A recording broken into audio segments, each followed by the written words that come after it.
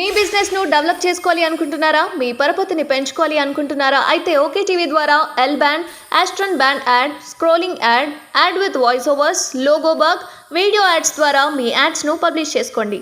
సంప్రదించవలసిన phone number 8520917933. Hi hello అందరికీ నమస్తే. Welcome to okay TV. నేను మీ శ్రావ్య. ముందుగా ఓకే టీవీ ప్రేక్షకులందరికీ నమస్కారం. ఇప్పుడు నేను ఎక్కడున్నా అనుకుంటున్నారు కదా, చాలా రోజుల నుంచి అందరు అడుగుతూ ఉన్నారు. ఈ మా కాంబినేషన్ ఇంటర్వ్యూస్ కావచ్చు, ఎపిసోడ్స్ కావచ్చు, చాలా పెద్ద క్లిక్ అయింది.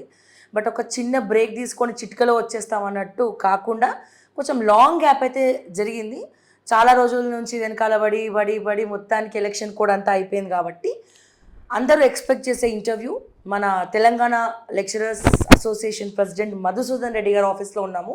సో మరి లోక్సభలో ఎవరికి ఎన్ని సీట్లు రాబోతున్నాయి, మరి దీని తర్వాత ఏంది, కాంగ్రెస్ పాలన ఏంటి, రకరకాల అంశాల గురించి ఆయనతో మాట్లాడి తెలుసుకుందాం. సార్ నమస్తే అండి. నమస్తే. మా ప్రేక్షకులు, మా వ్యూవర్స్ అయితే కమెంట్స్ పెడతా ఉన్నారు, ఏమైంది మీ ఎపిసోడ్స్ ఆపేశారా మధుసూదన్ రెడ్డి గారితో? రెగ్యులర్గా ప్రతిదీ కూడా క్లిక్ అయింది కదా, మంచి కాంబినేషన్ ఇంటర్వ్యూస్ కావచ్చు, రకరకాల డౌట్స్ వచ్చి వాళ్ళు మాకు మెయిల్ చేస్తున్నారు, కొంతమంది కమెంట్స్ చేస్తున్నారు. సో మొత్తానికి చాలా రోజుల తర్వాత మిమ్మల్ని లోక్సభ తర్వాత ఎలక్షన్ కూడా అంతా అయిపోయింది కాబట్టి ఇప్పుడు మనం ఒక మంచి ఇంటర్వ్యూ చేద్దామని చెప్పి మిమ్మల్ని పిలిచినాము. ఇప్పటికైనా మాకు అవకాశం ఇచ్చినందుకు థ్యాంక్స్ సార్. థ్యాంక్ యూ అమ్మా, థ్యాంక్ యూ. సో ఎట్లా ఉంది లోక్సభ? ఓటేసిరా మీరు ఇంతకి? ఓకే, ఎవరికి వేసిరు అది నేను అడగద్దా? సీక్రెట్ కదమ్మా, సీక్రెట్. ఓకే సరే, పోనీ ఇదైతే సీక్రెట్. బట్ లోక్సభ ఎన్నికల తర్వాత మీరు ఇష్టపడే పార్టీకి ఎన్ని వస్తాయి, అండ్ అట్లనే బీజేపీకి ఎన్ని వస్తాయి, కాంగ్రెస్కి ఎన్ని వస్తాయి, మా బీఆర్ఎస్కి ఎన్ని వస్తాయి, మీ అనాలిసిస్ ఏంది? అసలు ఎక్కడెక్కడ ఎన్ని రాబోతున్నాయి అంటే ఒకటి, ఇక్కడ మనము ఈ యొక్క ఎన్నికలను విశ్లేషణ చేసుకుంటే ముందుగా చరిత్ర తెలుసుకోకుండా మనం వర్తమానాన్ని తెలుసుకోలేము. తెలంగాణ రాష్ట్రంలో ఉండేటటువంటి ఓటర్లు మతి తప్పిపోయి పొరపాటున బీఆర్ఎస్ అనేటటువంటి ఒక పార్టీని ఓడించడం అనేటటువంటిది చాలా దురదృష్టకరంగా నేను భావిస్తున్నాను. అంటే నేను భావిస్తున్నా, మా మాజీ ముఖ్యమంత్రి గారు కూడా ఇదే అభిప్రాయాన్ని అనేక సందర్భాల్లో వెలిబుచ్చారు. అంటే మనం ఏం తక్కువ చేసినామని చెప్పి తెలంగాణ ప్రజలు ఈ తెలంగాణ పాలన ఇంకొకరికి అప్పజెప్పాల్సి వచ్చింది అనేటటువంటి చర్చలు బలంగా జరిగినాయి. మా యువరాజు కూడా తెలంగాణ ప్రజలు చాలా పశ్చాత్తాపడుతున్నారు, తెలంగాణ ప్రజలు మేము చేయకూడదని తప్పు చేసినట్టుగా భావిస్తున్నారు. ఇవన్నీ కూడా చర్చలు జరుగుతున్న తరుణంలోనే ఈ యొక్క పార్లమెంట్ ఎన్నికలు వచ్చినాయి. ఈ పార్లమెంట్ ఎన్నికలకు సంబంధించినంత వరకు జాతీయ స్థాయిలో, అదేవిధంగా రాష్ట్ర స్థాయిలో అనేక అంశాలు చర్చకు వచ్చాయి. ముఖ్యంగా మోడీ 10 సంవత్సరాల పరిపాలన కావచ్చు, లేదా మోడీ పరిపాలనలో దేశంలో విదేశాలలో మోడీ ప్రభుత్వానికి వచ్చినటువంటి కీర్తి లేదా అపకీర్తి కావచ్చు, అదేవిధంగా గత ప్రభుత్వాలకు మోడీ ప్రభుత్వానికి ఉన్నటువంటి కంపారిజన్ కావచ్చు, ఇవన్నీ కూడా విపరీతంగా చర్చకు వచ్చినాయి. అదే సందర్భంలో ఈ యొక్క మొట్టమొదటిసారిగా ఇండియా కూటమి పేరుతోటి ఒక కూటమి అనేటటువంటిది ఏర్పడ్డది. రాహుల్ గాంధీ గారి యొక్క పాదయాత్ర కానీ, ఇండియా కూటమి కానీ, సో వీటన్నిటి పరిస్థితుల లోపల ఎన్నికలు అనేటటువంటివి అంటే ఏకపక్షంగా జరుగుతాయన్నటువంటి ఒక పరిస్థితి నుంచి దాటి కొంచెం లేదు పొజిషన్ అపోజిషన్ రెండు ఉన్నాయి అనేటటువంటి పద్ధతుల్లో దేశవ్యాప్తంగా ఎన్నికలు జరిగింది. సరే, మనమిద్దరం ఉండేది హైదరాబాద్ కాబట్టి దేశవ్యాప్తంగా ఏమున్నాయి అనేటటువంటి విషయాలు మనం చర్చకు లేకపోయినా కానీ ప్రధానంగా రాజ్యాంగాన్ని మార్చేస్తారని, రిజర్వేషన్లు తీసేస్తారని, తర్వాత మోడీ గారు కూడా కాంగ్రెస్ పైన అసలు మీ యొక్క పుస్తలను సైతం లాక్కొని ముస్లింలకు ఇచ్చేస్తారని, ఎస్సీ ఎస్టీ బీసీ రిజర్వేషన్లు తొలగించి ముస్లిం మైనారిటీలకు కట్టబెడతారని, ఇటువంటి అనేక రకాలైనటువంటి ఆరోపణలు ప్రత్యారోపణలు జరిగినాయి. ఇవన్నీ కూడా ఇరు పక్షాల నుంచి వచ్చినటువంటి ఆరోపణలు అవాస్తవం, ప్రత్యారోపణలు అవాస్తవం. ఎన్నికల కోసం చేసుకున్నటువంటి ఆరోపణలే తప్ప రిజర్వేషన్లు తొలగిపోవు, రాజ్యాంగం మారదు. ఇవన్నీ కూడా కేవలం ఎన్నికల సందర్భంగా ప్రజల యొక్క నిజమైనటువంటి సమస్యలు కాకుండా ప్రజలకు దూరంగా ఉన్నటువంటి సమస్యలను దృష్టిపైకి తెచ్చి ఎన్నికలను ముందుకు నడిపినటువంటి పరిస్థితి ఒకటి కనిపిస్తుంది. సరే, ఏది ఏమైనా దేశంలో ఒక ప్రభుత్వం ఏర్పడబోతుంది. ఎన్నికల ఫలితాలు కూడా దాదాపు అందరికీ కూడా తెలుసు. కానీ ఇక్కడ చాలా ముఖ్యమైనటువంటి విషయం ఏంటంటే, ఒక తెలంగాణ పౌరులుగా, తెలంగాణ ప్రజలుగా మనం ఆలోచించాల్సింది, ఒకవేళ కేంద్రంలో మళ్ళీ బీజేపీ ప్రభుత్వం వస్తే తెలంగాణకు వచ్చే నష్టం ఏంటి అనేటటువంటిది చాలా ముఖ్యంగా తెలంగాణ ప్రజలు ఆలోచించాలనేటటువంటిది కేసీఆర్ గారు చెప్పినటువంటి విషయం. కేసీఆర్ గారు చెప్పారు, కేటీఆర్ గారు చెప్పారు, హరీష్ గారు చెప్పారు. తర్వాత వాళ్ళ క్యాండిడేట్లు కూడా విస్తృతంగా ప్రచారం చేసి వాళ్ళు చెప్పినటువంటి విషయం ఒకటి, బీజేపీ అనేటటువంటిది కనుక మళ్ళా అధికారంలోకి వస్తే రాజ్యాంగాన్ని మార్చేస్తారని వాళ్ళు కూడా చెప్పారు. సరే, రాజ్యాంగాన్ని మారుస్తారు అనేటటువంటి విషయము, ఈ దేశంలో రాజ్యాంగాన్ని మారుస్తున్నటువంటి మొట్టమొదటి వ్యక్తి ఎవరు? కె చంద్రశేఖర్. అసలు రాజ్యాంగాన్ని మార్చేయాలనేటటువంటి ప్రతిపాదన తెరపైకి తెచ్చిందే కేసీఆర్. కానీ ఆయననే మళ్ళీ రాజ్యాంగాన్ని మార్చేస్తారు అని అంటున్నాడు. దాని అంతర్యం ఏందనేది నేను నిన్న మొన్న కలవడానికి ప్రయత్నం చేస్తే కలవలేదు. ఇక రెండవది ఏంటి అంటే, అసలు కేసీఆర్ అనేవాడు ఇట్లా కిందికి దిగిండో లేదు. రాష్ట్రము చిమ్మ చీకటి. నాకు తెలిసి రోజు 1 గంట కూడా కరెంటు లేదు. రోజు 1 గంట కూడా కరెంటు లేదు. ఇక నిద్రపోవడానికి కష్టమైంది. ప్రజలు అసలు వెనకటికి చెట్ల కింద పడుకుందరు కదా, పోయి అట్లా చెట్ల కింద ఎలక్ట్రిసిటీ అనేటటువంటిది దాదాపు ఈ 3 నెలల నుంచి సగటున రోజుకు 1 గంట కూడా కరెంటు లేదు. అది కేసీఆర్ గారు. అసలు ఇంకా ఆశ్చర్యం ఏంటంటే, కేసీఆర్ గారు పోయి ఎవరింట్లో వండుకుంటే ఆ ఇంట్లో కూడా 10 సార్లు కరెంటు పోయింది. నిజమే కదా, కాదా? నిజం కాదా? అంటే సార్ చెప్పిందంటే నిజమే ఉండాలి కదా. ఎందుకంటే సారు కరెంటు పుట్టించిందే సారే. ఈ తెలంగాణ రాష్ట్రానికి కరెంటు వచ్చిందంటేనే బికాజ్ ఆఫ్ సార్ వల్లనే వచ్చింది. సార్ వల్లనే కరెంట్ వచ్చింది, సార్ వల్లనే నీళ్ళు వచ్చినాయి. సో ఇప్పుడు ఈ నల్ల తిప్పితే నీళ్ళు వచ్చేటటువంటి పరిస్థితి నుంచి మన ఆశ్చర్యపోయిన నేను ఇట్లా పోతున్న అమీర్పేట దగ్గర మీరు 2 బిందెలు పట్టుకొని ఆ నల్లకాడ నిలబడితే, అరే ఈమె కావ్య ఉన్నట్టుంది, ఈమెకు నీళ్ళు అవసరం ఏముంది అని అమీర్పేట చౌరస్తల కాడ మీరు లేవడరు. అవును, వర్షం నీళ్ళు పడ్డాయి, ఎత్తేద్దామని నల్లకాడ నిలబడి నీళ్ళు పట్టుకోవాల్సిన పరిస్థితి మీకేమొచ్చింది నాకు అర్థం కాదు. సో ఇట్లా కరెంటు పోయింది, నీళ్ళు పోయినాయి. తర్వాత ఇప్పుడు వచ్చినటువంటి ప్రభుత్వం 3-4 నెలలు అయినట్టుంది కదా. అరే ఈ 3-4 నెలల కన్నా ఇప్పుడు కాళేశ్వరం ప్రాజెక్ట్ ఉంది, మొత్తం 1 సంవత్సరం 2 సంవత్సరాల్లోనే ప్రాజెక్ట్ కట్టేసాం.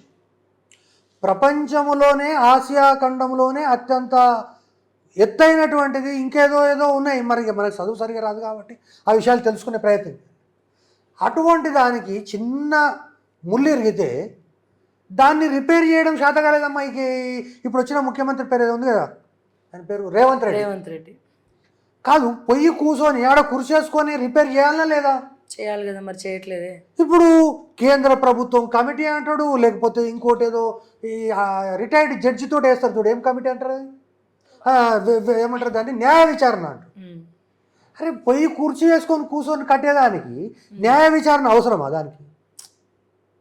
కానీ ఇంకోటి లేకపోతే కేంద్ర ప్రభుత్వం నుంచి ఏదో central government dam safety authority వచ్చి చూడాలంటాడు. వాడు వస్తాడు పోతాడు కానీ వాడు ఏం చెప్తలేడు. నీళ్ళేమో గోదావరిలో కలిసిపోతున్నాయి, సార్కేమో ఒక్కరోజు నిద్ర పడతలేదు. ఈ టైంలోనే మళ్ళీ ఈ ఎన్నికలు వచ్చి వచ్చినాయి. సో అంతకుముందు అంటే హెలికాప్టర్ ఉండే తిరుగుతుండే. ఇప్పుడు కలిసేందుకు అనవసరంగా సెంట్రల్ గవర్నమెంట్ మనం ఎట్లాగూ ఇప్పుడు ఈ తెలంగాణ రాష్ట్రంలో 16 సీట్లు ఉన్నాయి. ఒకటి ఓవైసీ గెలిస్తే మిగిలినవి 10 గెలిచి 16లో మనం గ్యారంటీ సారు ఆలోచన ప్రకారం 14 సీట్లు గ్యారంటీ గెలుస్తాం. ఎందుకంటే ఇప్పుడు తెలంగాణ గురించి మాట్లాడేటోడు ఎవడమ్మా పార్లమెంట్లో? తెలంగాణ గురించి నోరు తెరవాలంటే బీఆర్ఎస్ తప్ప ఏమున్నా చెప్పు. వేరే కష్టం వేరే వాళ్ళు వాళ్ళకి ఏం సబ్జెక్ట్ తెలుసు అని? తెలంగాణ ఎక్కడ ఉందని తెలుసు, తెలంగాణ కొట్లాటది ఏం తెలుసు, ఇవన్నీ ఏం తెలుసు? పోతారు, కూర్చుంటారు, వస్తారు అంతే. కాబట్టి సార్ ఏమన్నాడంటే, సార్ ఇప్పుడు 13 సీట్లు గెలవబోతున్నారు. 13 సీట్లలో బీఆర్ఎస్ ముందంజా ఉంది. అంటే సారు లెక్క ప్రకారం 13 అయితే గ్యారంటీ పక్క. ఇక సరే, ఇప్పుడు ఇక సారు ఇంకా దాన్ని పూర్తి స్థాయిలో చేయలేదు కానీ నిజమై ఉండొచ్చు. ఎందుకంటే ఈసారి తెలంగాణలో సైలెంట్ ఓటింగ్ జరిగింది. ఆ సైలెంట్ ఓటింగ్ ఏమంటున్నామ్మా, సారు ఎప్పుడైనా కానీ ముందు చూపుతో వివరిస్తాడు కాబట్టి 13 గెలుస్తున్నాడు. నా లెక్క ప్రకారం మాత్రం ఖచ్చితంగా 16 సీట్లు సార్ గెలుస్తాడు. ఇది మరీ టూ మచ్. ఇది అంటే మీరు అది ఏదో ఎట్లా ఉందంటే దెప్పి పొడుస్తూ మాట్లాడుతున్నట్టు ఉంది అది. మీరు చెప్పేది 16కి 16 ఒకటే పార్టీ ఎట్లా గెలుస్తుంది? అది ఎట్లా పాసిబుల్ ఉంది? కాదమ్మా, ఇప్పుడు నేనేమంటున్నా, మోడీ 10 సంవత్సరాల పరిపాలన చూసినాము. చూసినాక ఆయన మీద ఇప్పుడు ప్రజలకు అరే ఈ 10 సంవత్సరాలు ఇదే చేయలేదు మళ్ళీ ఏం చేస్తాడు అనే పద్ధతి ఒకటి. రెండవది, కాంగ్రెస్ ప్రభుత్వాన్ని 60 ఏళ్ళ సంవత్సరాలు కొత్తగా. కానీ ఈరోజు తెలంగాణ మోడల్ అనేటటువంటిది ప్రపంచవ్యాప్తంగా ప్రసిద్ధి చెందింది. ఇక్కడ కాదమ్మా, లండన్లో ఒక యూనివర్సిటీ ఉంటుంది, కేంబ్రిడ్జ్ యూనివర్సిటీ అని. కేంబ్రిడ్జ్ యూనివర్సిటీ లోపల పోయి తెలంగాణ మోడల్ గురించి కవిత గారు చెప్తే అసలు అక్కడ మొత్తం నోరెళ్ళబెట్టినట్టు జనం అంతా. అరే ఇంత డెవలప్మెంట్, ఒక రాష్ట్రమే ఇట్లా చేస్తే రేపు సారు కేంద్రంలో వస్తే ఎట్లా అనేటటువంటిది. కాబట్టి సారు కూడా ఇవన్నీ విషయాలు ఆలోచించి ఖచ్చితంగా ఇప్పుడు పరిస్థితి ఎన్నికల విశ్లేషణ గురించి నన్ను అడిగారు కాబట్టి తెలంగాణలో అయితే పక్కా సారు 13 నుంచి 16 సీట్లు గ్యారంటీ. ఎన్నో గ్యారంటీ? మీ కాంగ్రెస్ 6 గ్యారంటీస్ లాగా ఇది ఎన్నో గ్యారంటీ?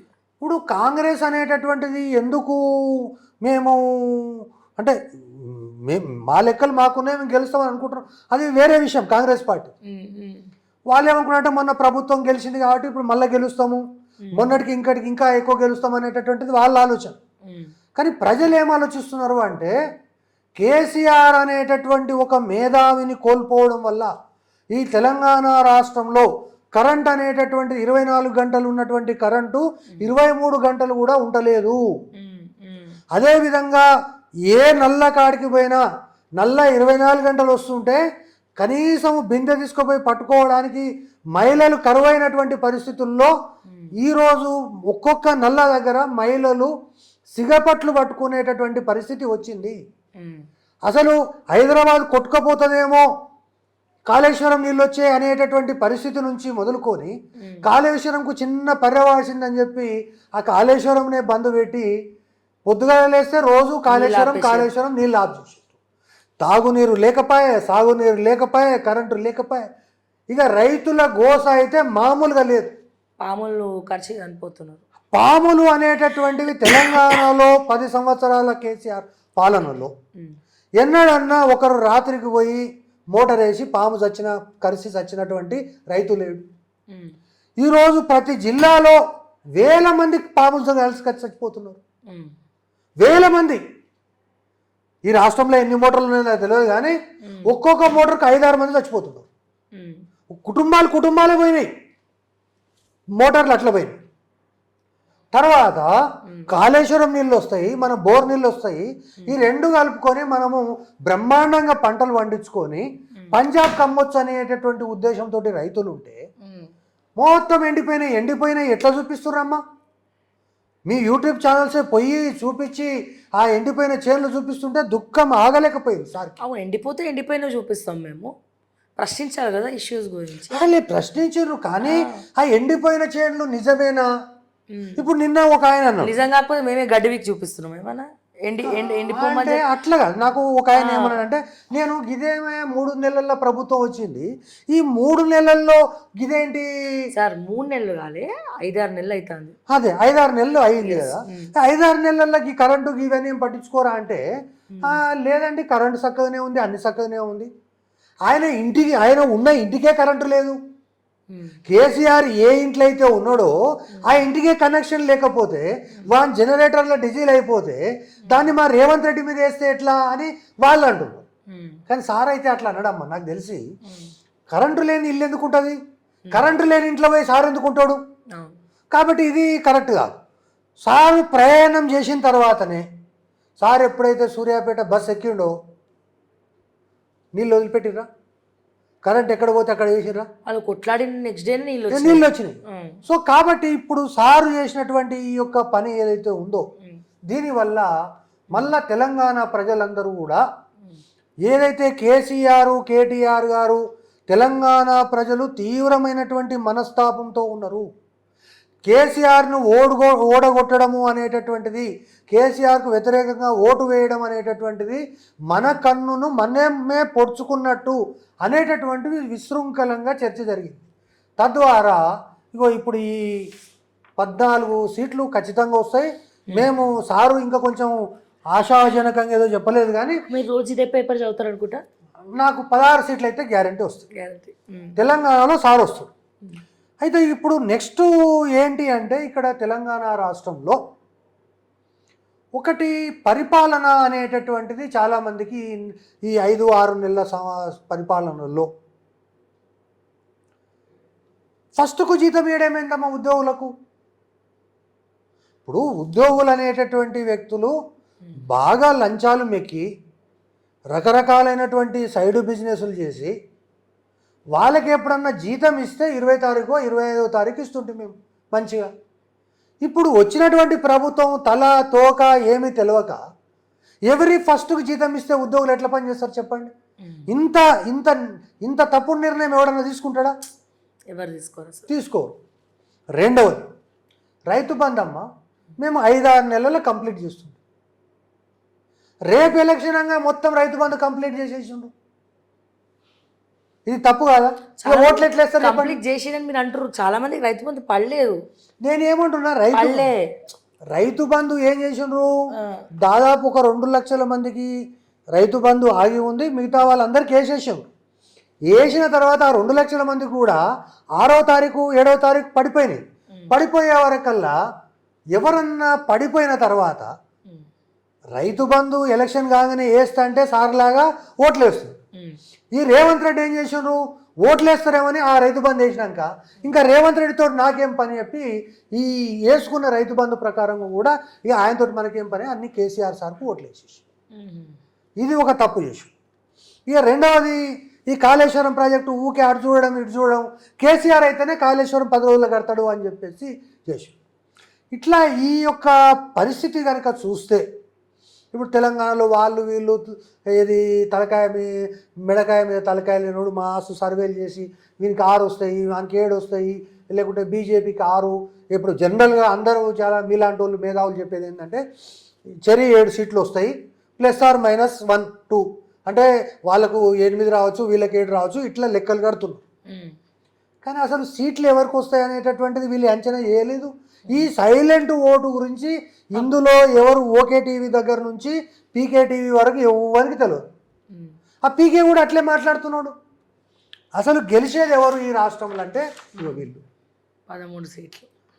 13 సీట్లు గ్యారంటీ. నమస్తే తెలంగాణ 13 సీట్లలో బీఆర్ఎస్ ముందంగా. ఒకవేళ ఎవరన్నా దీనికి చర్చకు సిద్ధమైతే నేను చర్చకు సిద్ధం. పక్కా వస్తాయి, పక్కా 100%. సో ఇప్పుడు ఇది ప్రశ్నగా సరే ఈ చిన్న చిన్న పనులు ఎవరన్నా ఉంటే హరీష్ చూసుకుంటాడు, అయిపోతుంది, పెద్ద విషయం. కాళేశ్వరం హరీష్ చూసుకుంటాడు. హైదరాబాదు ఏదో అదేదో అంటారు కదమ్మా యూనియన్ టెరిటరీ అంటారు, ఆ యూనియన్ టెరిటరీ కాకుండా హరీష్ మన కేటీఆర్ చూసుకుంటాడు, ఎందుకంటే ఆయనకు అన్ని అనుభవం ఉన్నాయి. ఇక తర్వాత ఏంటంటే ఇప్పుడు మనము ఈ దేశాన్ని పరిపాలించేటటువంటి ఒక గొప్ప అవకాశం కేసీఆర్ గారికి వచ్చింది. చాలామంది మీలాంటి వాళ్ళు అరే ఆయన పార్లమెంట్కే పోటీ చేయలేదు కదా ఎట్లయితాడు, అరే పార్లమెంట్కి ఎందుకు పోటీ చేస్తారమ్మా? మన్మోహన్ సింగ్ పోటీ చేసిండా? మన్మోహన్ సింగ్ అనేటోడు ఎప్పుడన్నా ఎన్నికల్లో పోటీ చేసిండా? 10 సంవత్సరాలు ప్రధానమంత్రి. అరే నిద్రపోయే దేవగౌడ ప్రధానమంత్రి అయింది కదమ్మా. మరి అటువంటిప్పుడు కేసీఆర్కు ప్రధానమంత్రి ఎందుకు కాదు? మెదక్లో నించుంటారు అనుకున్నాం కానీ ఎవరు నించోలేదు. ఏముందమ్మా నిలబడడం ఎంతసేపు? ఎవరినో ఒకరిని రాజీనామా చేయమంటే ఇప్పుడు ఈ 15 మంది ఉన్నారు, 15 మందిలో సార్ నిలబడతారంటే ఎవరో ఒకరు రాజీనామా చేస్తారు, తర్వాత సార్ గెలుస్తాడు, పెద్ద విషయం ఏమున్నది? సో ఇది ప్రధానంగా ఇక్కడ నడుస్తుంది. ఇంకో విషయం ఏంటంటే వాళ్ళు ఎంత చేసిర్రు అసలు ఈ రాష్ట్రంలో ఉన్నటువంటి ఈ 16 సీట్లు 17 సీట్లలో దాదాపు 7-8 సీట్లు కవిత ప్రచారం చేస్తే గెలిచే సీట్లు ఉండే. ఆ గెలుస్తారేమో అనేటటువంటి భయంతో జైల్లో కూర్చోబెట్టి తీసుకుపోయి జైల్లో పెట్టిండ్రు. లేకపోతే ఊకే అంటే క్యాండిడేట్లు ఎవరు నిలబెట్టినా 6-7 సీట్లు గెలిచే సీట్లు అవి. సరే కవిత టాపిక్ వచ్చిందని అడుగుతున్నా, పొద్దున్న చూస్తున్నా బ్రేకింగ్ న్యూస్, కవిత మీద మళ్ళీ ఏదో పిటిషన్లు వచ్చినాయి, అసలు ఇంకా ఆమె బయటికి వచ్చే ప్రసక్తి లేదంటున్నారు. అమ్మ ఇప్పుడు మీరందరూ కూడా దీని మీద ఉన్నారు. ఇప్పుడు ఈ 10 సంవత్సరాల ప్రభుత్వంలో కానీ గతంలో ఉన్న కాంగ్రెస్ ప్రభుత్వంలో కానీ మనము చేసినటువంటి ఈ యొక్క పరిస్థితులను కనుక చూస్తే దొందే. కేసీఆర్ సార్ చెప్పినట్టుగా దొందే. ఇప్పుడు కాంగ్రెస్ 50 సంవత్సరాల పరిపాలనలో ఎన్ని ప్రభుత్వాలను వలగొట్టింది, ఎన్ని ప్రభుత్వాలను కూలదోసి ఆర్టికల్ 356 పెట్టింది. అదేవిధంగా మోడీ గారు వచ్చిన తర్వాత 10 సంవత్సరాలలో ఎన్ని ప్రభుత్వాలను కూలదోసి వాళ్ళ ప్రభుత్వాలను తెచ్చుకున్నాడు అనేటటువంటి ఆరోపణలు వచ్చినాయి. వీటన్నిటికీ ఏంటి ప్రధాన కారణం? నువ్వు ఏదో వాషింగ్ మిషన్ అంటారు కదమ్మా, నువ్వు వాషింగ్ మిషన్ల కన్నారా లేకపోతే ఈడీ మోడీ కేడీ ఇటువంటివన్నీ చర్చలు వస్తున్నాయి కదా. కాబట్టి ఇప్పుడు సార్ రాగానే ఫస్ట్ మీరు తెలంగాణ వచ్చినప్పుడు సారు బేగంపేట ఎయిర్పోర్ట్ నుంచి ఒంటెలు ఏనుగులు ఇవన్నీ చూసారు కదా. అట్లా సారు ఈ యొక్క ఎన్నికలలో విజయదుందుబి మోగించిన తర్వాత ఇప్పుడు ఇక్కడ మనకు శంషాబాద్ ఎయిర్పోర్ట్ కాకుండా బేగంపేటలో ఎయిర్పోర్ట్ 4వ తారీఖు ఎన్నికలు అయితే 5వ తారీఖు మమతా బెనర్జీ, తర్వాత స్టాలిను, దాదాపు ప్రాంతీయ పార్టీలు అందరూ ఇక్కడికే వచ్చేస్తారు. ఇక ఇంత ఏదామంతా మన సంతోష్ ఉన్నాడు కదమ్మా, ఇక ఎవరెవరిని ఏ ఓటర్లో పెట్టాలో వాళ్ళు చూసుకుంటాడు. సారు 5 తర్వాత 6వ తారీఖు రాష్ట్రపతిని కలిసి ఇంతమంది మనకు మద్దతు ఇస్తున్నారని చెప్పి మాట్లాడతారు. సరే ఇక ఇవన్నీ చేసినాము. తర్వాత ఇప్పుడు ఢిల్లీలో మీకు ఈ మైదానం తెలుసా? పెద్ద మైదానం ఉంటుంది ఒకటి, తెలియదా? మీరు పోయిన కదా మొన్న? పోయినా కానీ మైదానానికి పోలే, బట్ పెద్ద ప్లేస్ అయితే ఉంటుందని తెలుసు నాకు. పెద్ద ఏదో చాలా పెద్ద ప్లేస్ ఉంటుందని తెలుసు. అరే ఢిల్లీలో రామ్లీలా మైదానం తెలియదా? రామ్లీలా తెలుసు. రామ్లీలా మైదానం లోపల సారు ప్రమాణ స్వీకారం ఉంటుంది. ఇక ఇప్పుడు విదేశాల మీరు పోతారా? నేను రిజర్వ్ చేసుకున్న టికెట్ ఆల్రెడీ. నేను 5 రోజుల ముందే పోతున్నా సార్ తోటి. సో ఇప్పుడు విదేశాలకు సంబంధించిన అనేక దేశాల వాళ్ళు వస్తున్నారు.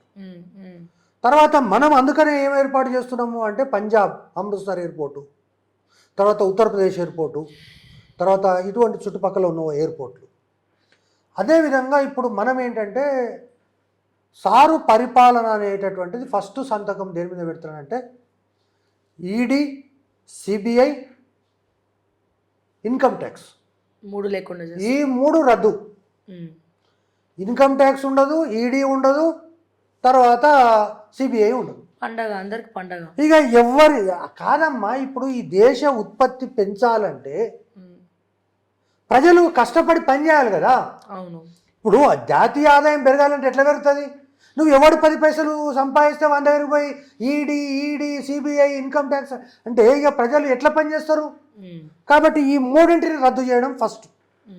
ఇక సరే చిన్న చిన్న విషయాలు, ఇక మంత్రులు ఎవరికి ఇవ్వాలి, ఇక ఏ రాష్ట్రానికి ఏ మంత్రి ఇవ్వాలి, ఇవన్నీ చిన్న చిన్న విషయాలు మన అది సంతోష్ చూసుకుంటున్నాడు. ఆయనకి మీకు తెలుసు కదా, మన సంతోష్ మొదటి నుంచి మనతో ఉన్నాడు తెలుసు. సో ఆయన అవి చూసుకుంటాడు.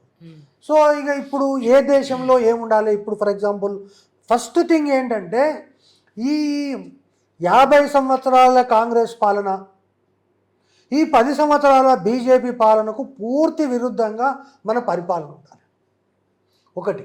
రెండవది ఏంటి, అసలు మీకు నేను ఒక విషయం చెప్తామ్మా, చైనా భారతదేశము 2 కూడా ఒకేసారి స్వాతంత్రం పొందినాయి.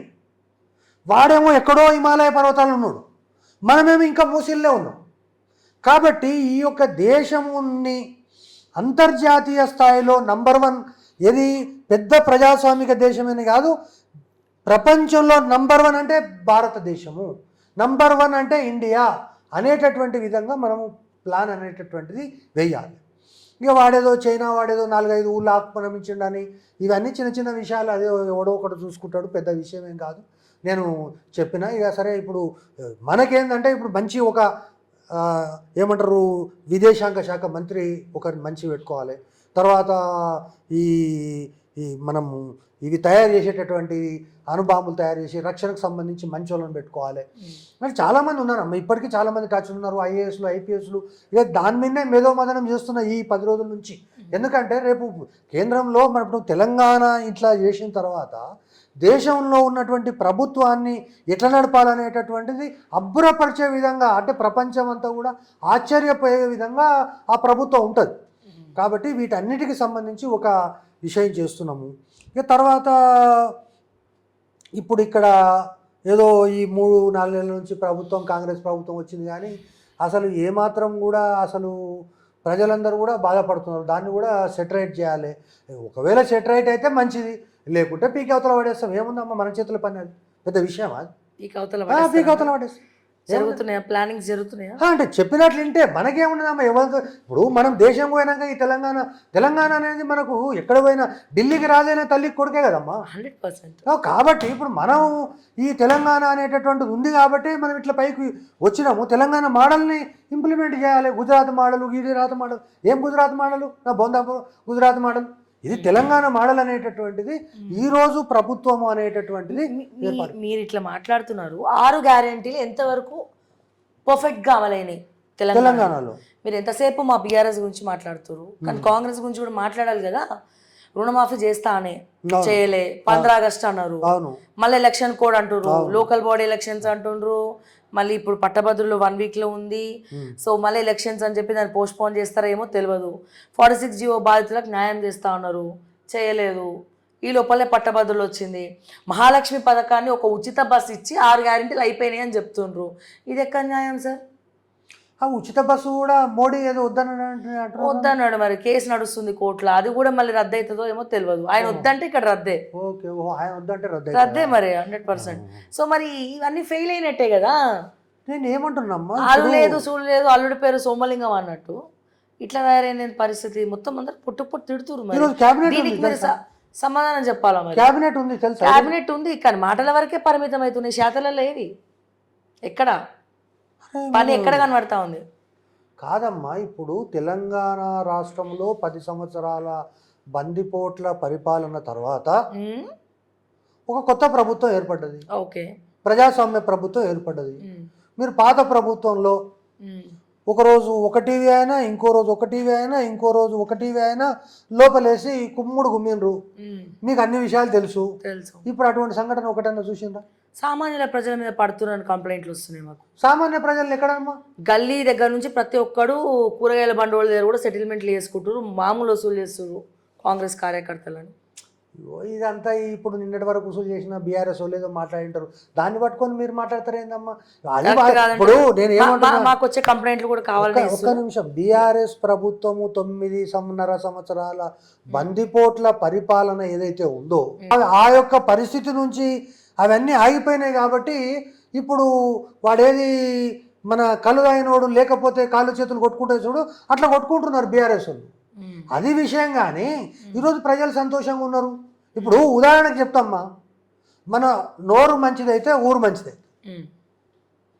ఇప్పుడు నిన్న నువ్వేం చెప్తుంది, లాస్ట్ ఎన్నికలు 13, ఇక రాబోయే రోజులు ఎట్లుంటుంది అంటే పైనుంచి తదాస్తు దేవతలు దిగి ఏం చేసిర్రు, టప టప టప టప వర్షం పడిచే, కరెంటు డిమాండ్ తగ్గిపోయే, కరెంటు ఉత్పత్తి పెరిగే, దాంతో ఇక్కడ కుండలు కనిపిస్తలేవు, ఎక్కడ కరెంటు పోయింది కనిపిస్తలేదు. ఇప్పుడు కరెంటు కింద కదా మనం మాట్లాడుతున్నాం. సో కాబట్టి అది అర్థం చేసుకోవాలి కేసీఆర్. నేను ఏమంటున్నా, నువ్వు చేసినటువంటి పాపాల వల్ల పైన ఉన్నటువంటి తదాస్తు దేవతలు కూడా ఇక ఊకే నేను ఇది కట్టినా అది కట్టినా, ఇక నేను ప్రపంచంలో అత్యంత ఎత్తైన ప్రాజెక్ట్ కట్టినా అంటే మరి ఏమైందో ఏం కథనో దానికి రాత్రికి రాత్రే కాళ్ళు చేతులు అన్నీ నడుములు అన్నీ ఇరిగిపోయినాయి. రేవంత్ రెడ్డి కూడా ఇంకోటి ఏదో అన్నాడు, అమ్మా ఏదో వెన్నెముక ఇరిగిపోయింది అన్నాడు. ఆయన ఏమంటున్నాడంటే ఈ యొక్క కాళేశ్వరం ప్రాజెక్టు యొక్క వెన్నెముక విరిగిపోయింది కాబట్టి వెన్నెముకను మనం రిపేర్ చేయలేము, దానికి చాలా మేజర్ సర్జరీ అవసరం అవుతుంది అంటున్నారు. బహుశా ఇప్పుడు అక్కడ సెక్రటరియట్ల మీటింగ్లో గదే చర్చిస్తుండొచ్చు అని అనుకుంటున్నాను. నేను ఇక్కడ ఈ విషయాలన్నీ ఎందుకు చెప్తున్నా అంటే ఉట్టికెక్కలేనమ్మ స్వర్గానికి ఎక్కినట్టు తెలంగాణ ప్రజలు చీకొట్టిన తర్వాత తెలంగాణ ప్రజలు నీ యొక్క 9.5 సంవత్సరాల బందిపోట్ల పరిపాలనకు చెరగమగీతం పాడి మళ్ళా ఎక్కడ కనిపిస్తాడో అని చెప్పి కాలు కూడా ఇరగొట్టిన తర్వాత తగుదనమ్మా అని చెప్పి ఆ ఎర్ర బస్సులు ఎక్కి ఊరంతా దిగి జనం మైండ్లు ఖరాబ్ చేసేటటువంటి అవసరం కేసీఆర్ గారికి ఏంది అనేది నాకు ఈ అర్థం. ప్రేమ సార్, తెలంగాణ ప్రజల మీద ప్రేమ. కేసీఆర్ అంటే తెలంగాణలో ఒక ఎమోషన్. ఆయన మరి ఓడిపోతే అయిపోలే కదా, తిరగాలి కదా తెలంగాణ మొత్తం. మరో ఉద్యమం మొదలు పెట్టద్దా? కాంగ్రెస్ తో కొట్లాడితే వచ్చింది తెలంగాణ. నాకు ఇప్పటి వరకు ఒక విషయం అర్థం కాలేదమ్మా. ఇప్పుడు ఇంతవరకు మనము కేసీఆర్ మాట్లాడిన వాటి విషయాలపైన సరే వ్యంగ్యాస్త్రం అనుకో, లేకుంటే ఆయన మాటలను ఏం మాట్లాడండి అనేటటువంటి విషయం ప్రజలకు చెప్పడానికి ప్రయత్నం చేస్తాం. ఇప్పుడు నిజంగా కొంచెం సీరియస్గా విశ్లేషణకు వద్దాం. ఓకే, అరే భయ్ నీకు సరే నువ్వు లెక్కిన లెక్క ప్రకారమే 13 వస్తాయి అనుకుందాం, లేదు ఇంకా 2 వేసుకోపోయి ఏముంది 15 వస్తాయి అనుకుందాం. ఈ 15 సీట్లు వచ్చినటువంటి ఒక బేకూఫ్ పార్టీ కేంద్రంలో అధికారంలోకి వస్తే ఈ దేశం పరిస్థితి ఏంది? భారతదేశం ఉంటుందా? నువ్వు రాజ్యాంగము, రిజర్వేషన్లు, లేకపోతే ఇంకోటి రాముని గుడి కూలిపోతుంది, లేకపోతే ఇంకోటి ఏదో మసీదులు కూలిపోతాయి, ఇవన్నీ తర్వాత అసలు దేశం ఉంటుందా అని? దేశం ఉంటుందా అని? ఉంటుంది, ఎందుకుండా? ఇటువంటి విధవ పార్టీలు పోయి కేంద్రంలో అధికారం చెలాయిస్తే ఉంటుందా అని? నిద్రపోయే ప్రధానమంత్రిని చూస్తుంది దేవేగౌడ, విపి సింగ్ని చూస్తుంది, పొద్దుగాల లేస్తే కొట్లాటన మండల్ కమండల్.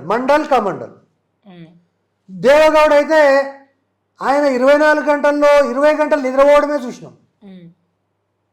అట్లా పోయి ద గ్రేట్ ఆజాద్ చంద్రశేఖర్ వచ్చినప్పుడు 200 క్వింటాల బంగారు తీసుకుపోయి ప్రపంచ బ్యాంకు దగ్గర కుదోబెడితే కానీ రెక్కాడితే కానీ డొక్కాడినటువంటి పరిస్థితి. ఇప్పటికే చైనా కాళ్ళు దూరుతున్నది. అదే పాకిస్తాన్ కూడా నేను లేస్తే సస్తా ఉంటుంది.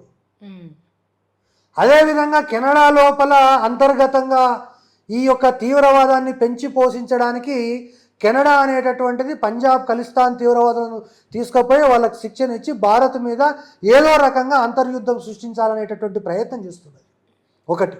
రెండవది, ప్రపంచ ఆర్థిక వ్యవస్థలన్నింటిలో ఇప్పుడిప్పుడే నిలదొక్కుని కనీసం 8% గ్రోత్ రేట్ తోటి మనం ఉన్నాం. వీడు ఉట్టికెక్కలేనివాడు స్వర్గానికి ఎక్కినట్టు నేను పోయి ప్రధానమంత్రి సీటులో కూర్చుంటే సిగ్గు వానికన్నా ఉండాలి, లేదా భారతదేశం ప్రజల కన్నా ఉండాలి, పోనీ విన్నోని కన్నా ఉండాలి, లేదా రాసిన ఈ పేపర్ల కన్నా ఉండాలి. నువ్వు చేసింది చాలు. ఈ తెలంగాణను ఎంత నాశనం చేయాలనో అంత నాశనం చేసిన తర్వాత ఇక్కడ ఒక ప్రజాస్వామ్య ప్రభుత్వం ఏర్పడ్డది. నీకంటే మంచిగా చేయలేకపోవచ్చు, నీలాంటి కాళేశ్వరం ప్రాజెక్టులు ఇంకా 4 కట్టలేకపోవచ్చు, కానీ నీలాగంకా దాచుకోవడం అనేటటువంటిది ఈ ప్రభుత్వం చెయ్యదు అనేటటువంటి విశ్వాసం నాకు కాదు, ప్రజలకు ఉంది. ఏదైతే టీవీల యాంకర్ల దగ్గర నుంచి, అదేవిధంగా విద్యార్థి సంఘాల నుంచి ఈ విధంగా ఎవరు నోరు తెరిస్తే వాళ్ళ నోరు నొక్కేటటువంటి ప్రజాస్వామిక హక్కుల యొక్క హరణ అనేటటువంటిది ఏదైతే 9.5 సంవత్సరాల బీఆర్ఎస్ పరిపాలనలో జరిగిందో అది జరగదని చెప్తున్నా. 9.5 సంవత్సరాలు మీరు దున్నపోతుల్లాగా మీ కాంట్రాక్టర్లకు ఏవైతే దోషపెట్టినరో, సెక్రటరియట్లో దోషపెడితే, కలెక్టర్ ఆఫీసులో దోషపెడితే, ప్రాజెక్టులలో దోషపెడితే, ఇన్ని రకాలుగా దోసి మీరు మీ యొక్క సామాజిక వర్గము దున్నపోతుల్లాగా బలిసింది. మళ్ళా తగుదునమ్మా అని చెప్పి ఇంకా దేశం నాదే అంటే నీకన్నా సిగ్గుండాలి, నాకన్నా సిగ్గుండాలి. ఇది ఒక పద్ధతి. రెండవది, ఈ దేశంలో 29 రాష్ట్రాలు ఉంది. నేను ఈరోజు ఛాలెంజ్ చేసి చెప్తున్నా, ఊళ్ళల్లో మైసమ్మనో పోషమ్మనో ఉంటే ఒక దున్నపోతును వదిలిపెడతారు. ఇక అది ఊళ్ళో ఎక్కడైనా మేయచ్చు, ఎక్కడైనా తినవచ్చు, అది ఇంత ఉంటుంది. ఎవడన్నా మీద పడితే వాడి సంగతి అంతే. అట్లా ఈ రాష్ట్రంలో ఉన్న సుమారు ఒక 1/2 డజను ఐఏఎస్ గాడిద కొడుకులను పెంచి పోషించి ఎంత దోసుకుంటే అంత దోసుకోండి అని చెప్పి వాళ్ళకు రాసిచ్చి 1000 ఎకరాల భూములు వాళ్ళు కబ్జా చేస్తే మీరు వాళ్ళ యొక్క మోచేతు నీళ్లు తాగేటటువంటి పరిస్థితి వస్తే ఎవడు వీడు సోమేష్ కుమారు, ఎవడు రజత్ కుమారు, ఎవడు ఈ విధమైనటువంటి వ్యవస్థలను నవీన్ మిట్టలు, వీళ్ళందరికీ ఎక్కడి నుంచి ఈ యొక్క పవర్ వచ్చింది? ఎందుకు? నిన్ననో మొన్ననో ఒక ఐఏఎస్ని కలిసింది. మాకు సొంతంగా ఉన్న 2 ఎకరాల భూమిలో ఒక 10 మామిడి చెట్లు పెట్టి ఒక చిన్న డబుల్ బెడ్రూమ్ ఇల్లు కట్టుకొని ఎప్పుడన్నా వీకెండ్స్ పోదామంటే సార్కు ఫామ్ హౌస్ ఉందని ఎక్కడ అనుకుంటారో అని చెప్పి నేను భయపడుతున్నా అని చెప్పి ఒక ఐపీఎస్ ఆఫీసర్ నాకు చెప్పాడు. ఇంకో ఐఏఎస్ ఆఫీసర్ అయితే భర్త ప్రజెంట్ మంత్రి, ఆమె భర్త ప్రజెంట్ రేవంత్ రెడ్డి ప్రభుత్వంలో మంత్రి. చివరి ఆఖరికి ఆమెకు మీకు కూడా ఇటువంటి ఫామ్ హౌస్లు ఏమన్నా ఇటువంటి భూములు ఏమైనా ఉన్నాయా అంటే ఆమె ఇగో కావాలంటే తీసుకోండి, ఇగో నా భూములకు ఇవి అని అంటారు. మొన్నటి వరకు ఎక్కడో బంజారా హిల్స్, జూబ్లీ హిల్స్ కాదు, ఆర్టీసీ ఎక్స్ రోడ్ల కిరాయకున్నారు సీనియర్ మోస్ట్ ఐఏఎస్ ఆఫీసర్. మరి వాళ్ళేమో గట్లుండి ఏం చేస్తే ఏమవుతుందో అని భయపడుతుంటే ఈ దున్నపోతులు దేశం మీద పడి దోసుకొని తిని దాచుకొని ఇక్కడ కాకుండా ఇంకా అసలు విషయం మర్చిపోయాను నేను. ఇప్పుడు ఈ కేసీఆర్ గారు కనుక ప్రధానమంత్రి అయితే ఢిల్లీలో ఫామ్ హౌస్ కట్టడానికి లేదు. కాబట్టి ఉత్తరప్రదేశ్ నోయిడాలో ఆల్రెడీ ఒక 1000 ఎకరాల ఫామ్ హౌస్ తీసుకొని దాంట్లో చాపర్లు, హెలికాప్టర్లు అన్ని దిగడానికి పెట్టిందట. మరి ఈయన ప్లాన్ అట్లా ఉంది, ఒకవేళ అవుతాడో ఏమో తెలియదు. సో అట్లా ఇప్పుడు ఈ యొక్క ఐఏఎస్ ఆఫీసర్లు ఎవరైతే మనము సోమేష్ కుమార్ భూములకు పోయినాము, రజత్ కుమార్ భూములకు పోయినాము, నవీన్ మిట్టలు భూములకు పోయినాము, తర్వాత ఆయన ఏది కట్టేటటువంటి విల్లాస్కు పోయినాము.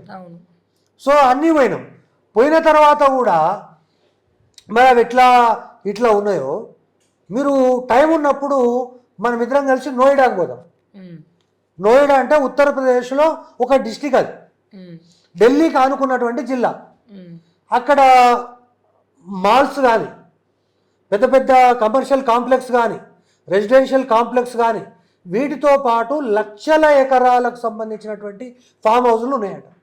ఎవరికి ఉన్నాయి? దాంట్లో ఎక్కువ ఫామ్ హౌస్లు ఉన్నది ఎవరికి అంటే తెలంగాణ ఐఏఎస్ ఆఫీసర్. కాబట్టి నెక్స్ట్ మనము నోయిడాకు పోదాము. మన దోస్తు నవీన్ మిట్టల్ కూడా నవీన్ మిట్టల్ చెప్తే ఆయన కూడా, ఎందుకంటే ఒకవేళ లేట్ అయితే అక్కడే పడుకొని పొద్దుగా రావచ్చు, ఏదైనా గెస్ట్ హౌస్ ఏర్పాటు చేయమని చెప్పు నవీన్ మిట్టల్. నోయిడాలో ఏవైతే ఉన్నాయో చాలా ఉన్నాయి.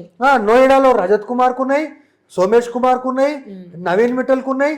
అట్లే కొంచెం అట్లా పోతున్నాం కాబట్టి పంజాబ్ పోయి ఆ లవ్లీ ప్రొఫెషనల్ యూనివర్సిటీ అవన్నీ చూసొద్దాం.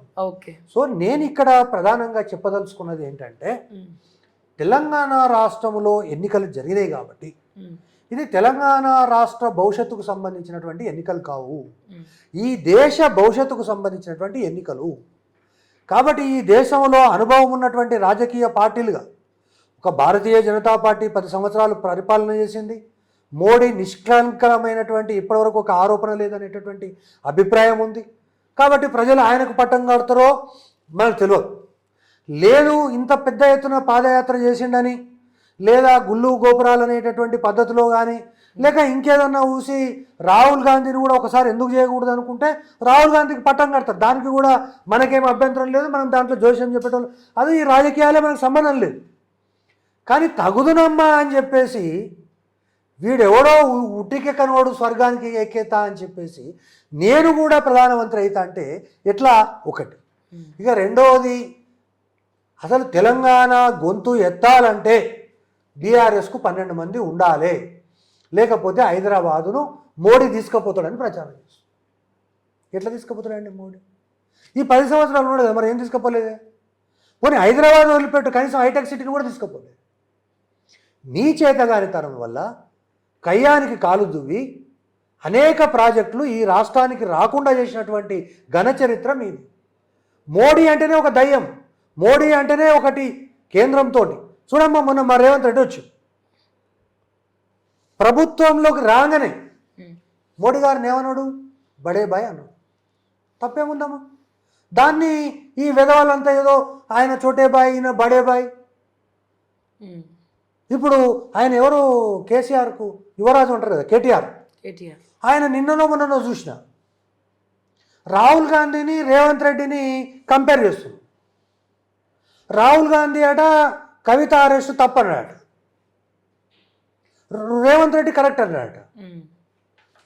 ఆయన జాతీయ స్థాయిలో ఈడీ మోడీలకు సంబంధించిన విషయాలు చెప్పిండొచ్చు. ఈయన కవిత ఏందో, కవిత పుట్టుపూర్వాతలు ఏందో అన్నీ రేవంత్ రెడ్డికి తెలుసు కదా. ఇప్పుడు ఏది అమ్మ గోత్రము మేనత్తకు ఏదో అంటారు కదా, మనకు కరెక్ట్ తెలియదు, మేనమామకు తెలుసు అని. సో ఈయన రేవంత్ రెడ్డి మేనమామ కాబట్టి ఆమె గోత్రాలన్నీ ఈయనకు తెలుసు కాబట్టి ఆమె తప్పే చేసింది, లోపల వేసేయండి అని అది చెప్పాను. 2. మూడవది అదాని. మరి అదాని నీ 10 సంవత్సరాల పరిపాలనలో కూడా అదాని పెట్టుబడి తెలంగాణ ఉన్నది కదా భయ్, మరి అప్పుడు ఎందుకో మాట్లాడలేదు నువ్వు? అదేవిధంగా మోడీ చాలా కేటగిరికల్గా చెప్పిండు రేవంత్ రెడ్డి, నేను నా రాష్ట్రంలో ఉన్న సెంటు భూమిని అదానికి అమ్మలేదు, నా రాష్ట్రంలో ఉన్న ఆర్టీసీ బస్ స్టాండ్లను అప్పనంగా నేను ఆయనకు అప్పచెప్పలేదు, ఎయిర్పోర్ట్లను అప్పచెప్పలేదు. ఆయన దగ్గర దోచుకున్నాయో దాచుకున్నాయో మీ లాంగ్వేజ్ ఏమైనా చెప్పుకోండి, మీ దగ్గర పైసలు ఉంటే నా దగ్గర పెట్టుబడి పెట్టమన్నా, ఈడ పెట్టుబడి పెట్టిండు 10 మందికి ఉద్యోగాలు వస్తాయని చెప్పిండు. అది కూడా ఈయనకు అర్థం కాకపోతే ఎట్లమ్మా? ఒకటి. రెండవది, ఇక మూడవది మోడీ గురించి అంటే రాహుల్ గాంధీ ఇట్లా అన్నాడు, ఈయన ఇట్లా అన్నాడు, ఈయన ఇక తర్వాత ఏదో బీజేపీ పార్టీలకు పోతాడని ఒక దొంగ ప్రచారం. బీజేపీ పార్టీలకు పోయే కర్మ ఆయనకి ఏం పట్టింది చెప్పండి? పోతే గీతే మీకు చరిత్ర ఉంది. అవును, అక్కడ ఓటుకు నోటు కేసు రీఓపెన్ అయింది ఒకటి. ఇప్పుడు ఎలక్షన్ తర్వాత ఒక్కొక్కరు పొంగులేటి గారు మొన్న ఖమ్మం ఎమ్మెల్యేలతోటి కేరళ ట్రిప్ పోయిండు. ఓకే, మరో పక్క కొంతమంది దుబాయ్ తిరుగుతూ ఉన్నారు. సో తెలంగాణలో ఏం జరుగుతుందన్న కోణంలో ప్రభుత్వం పడిపోతుంది అని చెప్పి చాలా రకాల వార్తలు వినపడతా ఉంది. సో కేంద్రంలో రిజల్ట్ వచ్చిన తర్వాత అంటే బీజేపీ అధికారంలోకి వస్తే ఒకలా ఉంటుంది, ఇండియా కూటమి అధికారంలోకి వస్తే ఇంకోలా ఉంటుంది, పక్కన జగన్ వస్తే ఒకలా ఉంటుంది, చంద్రబాబు వస్తే ఒకలా ఉంటుంది. వీటన్నిటి మీద తెలంగాణ భవిష్యత్తు ఆధారపడి ఉందని రకరకాల అంశాల మీద ఏమంటున్నామ్మా. ఒకటి ఏంటంటే ఈ బీఆర్ఎస్ ఎన్నికల్లో ఓడిపోయాక మైండ్ బ్లాక్ అయ్యి వాడు ఏం మాట్లాడుతుండో వాళ్ళకే తెలుస్తుంది. ఒకటి, ఈరోజు ఆ కేసు ఉంది కాబట్టి లోపలికి పోతాడు. మరి ఇప్పుడు నువ్వు లోపలికి పోయినావు కదా, నీ కూతురే లోపలికి పోయింది, ఆమెను చూసే ముఖం కూడా లేదు నీకు. మరి ఆమెను లోపలేసినాక మీ వాళ్ళు పోయి బీజేపీలో చేయండి ఎవరన్నా? ఒక ఆడామె పోయి జైల్లో ఉంటేనే మీరు ఏమనలేదు. రేవంత్ రెడ్డి అనేటోడు నాకు తెలిసి tough man, not tough women. మరి అటువంటి వాడు లొంగిపోతాడా? నువ్వు 10 సంవత్సరాల కింద ఆ కేసు పెట్టినప్పుడే నీకు లొంగలేదు. 10 సంవత్సరాలు కానీ కేసు ఈ కేసు అవుతుందా? రేవంత్ రెడ్డి పోతే ఇంకో రేవంత్ రెడ్డి వస్తాడు. ఏముందాడా? ఏమన్నా నీలాగా నువ్వు పోతే నీ కొడుకు పోతే నీ మన్మడు అదంతా ఏం లేదు కదా కాంగ్రెస్లో. ఇంకా లైన్లో రెడీగా ఉన్నారు, రెడీగా వేరే వాళ్ళు ముఖ్యమంత్రి అవుతారు. ఏముందాడా? ఒకటి. రెండవది, ఇప్పుడు నువ్వు ఇన్ని మాట్లాడుతున్నావు కదా, రేవంత్ రెడ్డి ఆడిపోతారట, ఇక బీఆర్ఎస్లకు వీళ్ళు వస్తారట. అరే నువ్వు ఇల్లు కాపాడుకోరా నాయన. నువ్వు పొద్దుగాల లేస్తే కరెక్ట్ నీ లుంగి లేచినప్పుడు నీ లుంగి నీకు ఉందా లేదా చూసుకో. అది కూడా చెప్పాడు కదా రేవంత్ రెడ్డి. ఈ రోజు ఉన్నటువంటి పరిస్థితిలో 25 మంది. ఇప్పుడు వీడేమంటున్నాడు? 13 సీట్లలో ముందొచ్చి అంటున్నాడు. రేవంత్ రెడ్డి గారు ఏం చెప్పారు? మీరు పోటీ చేయించినటువంటి 16.5 మంది క్యాండిడేట్లలో 6 క్యాండిడేట్ ఆల్రెడీ నా దగ్గరకు వచ్చి అయ్యా మేము పోటీ నుంచి విరమించుకుంటున్నాం మీరు అనుమతిస్తే అని చెప్పారు అంటున్నారు. వాళ్ళ పేర్లు కూడా బయటకు వచ్చాయి. మరి వాళ్ళ సంగతి ఏంది? ఒకటి. రెండవది, తెలంగాణ రాష్ట్రంలో దాదాపు ఎన్ని గ్రామాలు ఉన్నాయో, దాదాపు ఈ యొక్క విలేజెస్ 11,000 గ్రామ పంచాయతీలు ఇవన్నీ ఉన్నాయి కదా. వీడు పెట్టినటువంటి పోలింగ్ బూత్ దగ్గర నీ ఏజెంట్లు ఎంతమంది ఉన్నారో చూసుకో. ఫస్ట్ నువ్వు ఎన్ని పోలింగ్ బూతుల దగ్గర నీవు టెంట్ వేసినావో చూసుకో. ఎన్ని పోలింగ్ బూతుల దగ్గర నీ యొక్క టేబుల్ ఉందో చూసుకో. నేను ఈరోజు స్పష్టంగా బీఆర్ఎస్ పార్టీకి, తెలంగాణ ప్రజలకు నేను స్పష్టంగా చెప్తున్నా, ఖచ్చితంగా 37.4% ఓట్లతోటి మీరు ఏదైతే ఘోర పరాజయాన్ని అసెంబ్లీ ఎన్నికల్లో చవి చూసినరో దాంట్లో సగము % ఓట్లు కూడా మీకు రావు. ఇది తెలంగాణ ప్రజలు ఇస్తున్నటువంటి తీర్పు. రేవంత్ రెడ్డి ఏమన్నాడు? 100 మీటర్ల లోతున పాతి పెడతా అన్నాడు కదా. అంటే మీకు వచ్చిన ఓట్లలో సగం కూడా రాలేదు అంటే మీరు అంటున్నారు కదా తెలంగాణ ప్రజలు మతి తప్పిపోయో, మతి భ్రమించో, లేకుంటే ఎవడో ఒకడు ఏదో తాయిలాలేస్తామంటే ఆశపడో పోయి ఓట్లేసిండ్రు. అది లేదు. తెలంగాణ ప్రజల యొక్క ఆలోచన విధానం, తెలంగాణ ప్రజలకు ఉన్న క్లారిటీ 100% కరెక్టే ఉంది. మీ మైండ్ బ్లాంక్ అయ్యి మీరు తెలంగాణ ప్రజల యొక్క మైండ్ బ్లాంక్ అయిందని మీరు అనుకుంటున్నారు. అది దురదృష్టం. కాబట్టి ఇక్కడ ఏమి లేదు, ప్రజలు క్లారిటీతోటి ఉన్నారు. ఖచ్చితంగా రేపు రాబోయేటటువంటి రోజుల్లో నమ్మకం ఉందా మీకు 6 గ్యారెంటీలు అవుతాయని? 6 గ్యారెంటీలు 100% అవుతాయి. పైసలే లేవు. ఒకటి, నేను ఇంకొక విషయం చెప్తాను. 6 గ్యారెంటీల పైన కాంగ్రెస్ ప్రభుత్వం అధికారంలోకి వచ్చింది. సరే, రేపు 5 గ్యారెంటీలు చేయొచ్చు, ఒకటి చేయలేకపోవచ్చు. ప్రజలు యాక్సెప్ట్ చేసే స్థితిలో ఉన్నారు. ఎందుకంటే దోకాబాజీ, దగుల్బాజీ పనులు ఈ ప్రభుత్వం చేయదనేటటువంటి విశ్వాసం ఉంది. అదేవిధంగా ఇటువంటి పనులు చేస్తే వీళ్ళని అడిగేవాళ్ళు హైదరాబాద్ని అడిగేటోళ్ళు ఉన్నారు. హనుమంతరావు లాంటి వాళ్ళు, లేకపోతే ఇంకోరు అడిగేవాళ్ళు ఉన్నారు. ఒకవేళ ఇక్కడ అడగకపోయినా పైన ప్రభుత్వంలో అడుగుతారు. ఒకటి. రెండవది ఏంటంటే ఇది ఒక బాధ్యతాయుతమైనటువంటి ప్రభుత్వం, ప్రజల ప్రభుత్వం. 3 నెలల్లో పౌర హక్కుల విషయంలో కానీ, ప్రజలకు సంబంధించిన విషయంలో కానీ, మీ టీవీ వాళ్ళ విషయంలో కానీ, ఎవరి విషయంలో కూడా కర్కశంగా వ్యవహరిస్తున్నారు. లేకపోతే వాని ఫోను వీని ఫోను. అరే, నాకు ఆశ్చర్యం వేసిందండి. సిగ్గు లేకుండా అవును ఫోన్ ట్యాప్ చేస్తాం, అరే వాడు పిల్లం మొగుడు మాట్లాడితే ఏందో వింటాం, మాకు అంత కూడా స్వాతంత్రం లేదా? వాడి పిల్లాము వాడి మొగుడు మాట్లాడుకుంటే కదా తెలిసేది, నేను నా పిల్లం ఏం మాట్లాడుకోవాలా తెలిసేది. ఇప్పుడు వాడి పిల్లాము వాడి మొగడేం మాట్లాడుకుంటారో తెలిస్తే నేను నా పిల్లంతో మాట్లాడుకోవచ్చు. అందుకే విన్నాము అంటే ఇక అంతకంటే సిగ్గుదాపినోనికి ఏం చెప్తాం మనం? ఇప్పుడు ఇంకా ప్రభుత్వం చేయట్లేదా ట్యాపింగ్? నమ్మకం ఉందా మీకు చేయట్లేదని? ఇప్పుడు రేవంత్ రెడ్డి గారు ఏం చెప్పారంటే ఫోన్ ట్యాపింగ్ అనేటటువంటిది 100% నేను చేస్తున్నా, 100% చేస్తున్నా, కానీ పొలిటికల్ ఫోన్ ట్యాపింగ్ లేదు, ప్రజలను ఫోన్ ట్యాపింగ్ చేయను, నేను ఎక్స్ట్రీమిస్ట్ యాక్టివిటీస్కు మాత్రమే పర్మిషన్ అయి చట్టానికి లోబడి, అదేవిధంగా కేంద్ర ప్రభుత్వ అనుమతితో రాష్ట్ర పోలీసు శాఖ సెక్రటరీ ఎవరైతే ఉన్నారో ప్రిన్సిపల్ సెక్రటరీ ఆయన యొక్క అనుమతితోటి చేయాల్సినవి చేస్తున్నాము. అంతవరకు మాత్రమే. కానీ పొలిటికల్గా ఎవని ఫామ్ హౌస్లో ఎవరికి అవుతుంది, ఏ స్వామి ఎవరింటికి వస్తాడు, ఏ స్వామి ఏ ఎమ్మెల్యేని కలుస్తాడు, ఏ 5 మంది ఎమ్మెల్యేలు అక్కడ పోతారు, ఏ ఎమ్మెల్సీయో లేకపోతే నామినేటెడ్ సభ్యుడో వేం నరేంద్ర రెడ్డికి ఓటేస్తాడేమో వాళ్ళ ఇంటికి పోయి పట్టుకోవాలని సీసీటీవీ ఫుటేజీలు పెట్టి గది చేసే కదా నువ్వు మొత్తం నాశనం అయింది. ఒకవేళ ఓటుకు నోటు కేసులో శిక్ష పడాల్సి వస్తే ఫస్ట్ శిక్ష ఈ రాష్ట్ర ముఖ్యమంత్రి కేసీఆర్కి పడుతుంది. ఎందుకు అంటే ఓటుకు నోటు కేసును ఎట్లా పట్టుకున్నావు? సన్మార్గంలో పట్టుకుని ఉంటే ఖచ్చితంగా రేవంత్ రెడ్డికి శిక్ష పడేది. కానీ నువ్వు పట్టుకున్నది ఎట్లా? అక్రమ మార్గంలో. అక్రమ మార్గం ఏంది? నువ్వు ఫోన్ ట్యాపింగ్ చేసి పట్టుకున్నావు. లేకపోతే రేవంత్ రెడ్డి ఆయన ఇంటికి పోతాడని నీకెట్లా కలవడ్డది? ఆడ వీళ్ళు ఎట్లా పెట్టిండ్రు? ఒకటి. రెండవది, నువ్వు ఎవరితోటి పెట్టించినావు? ఏసీబీ తోటి పెట్టించినావు.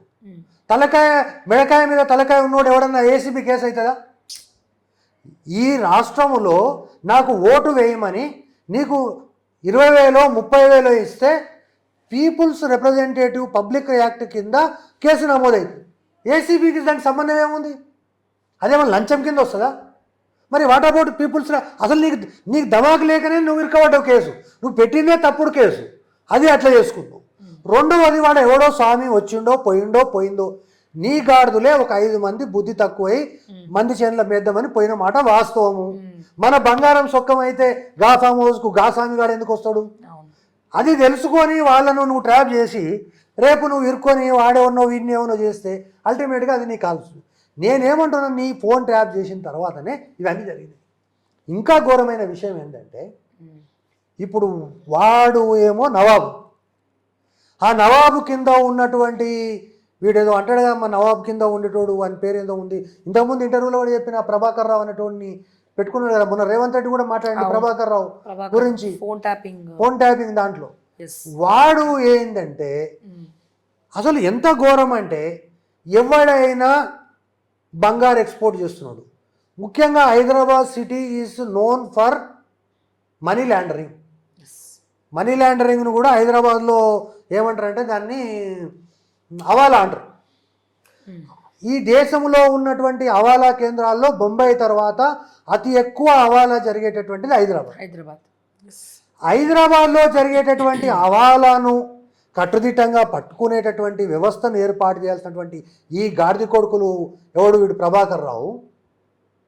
అదేవిధంగా ఎక్స్ట్రీమిస్ట్ యాక్టివిటీస్ని, నక్సలైట్ యాక్టివిటీస్ని, తర్వాత గంజాయి మత్తు పదార్థాలకు సంబంధించినటువంటి యాక్టివిటీస్ని కంట్రోల్ చేయడానికి బదులు, ఉదాహరణకు మత్తు పదార్థాల్లో 100 కోట్ల మత్తు పదార్థాలు దొరికినాయి అనుకోండి, 50 కోట్లు నీకు 50 కోట్లు నాకు.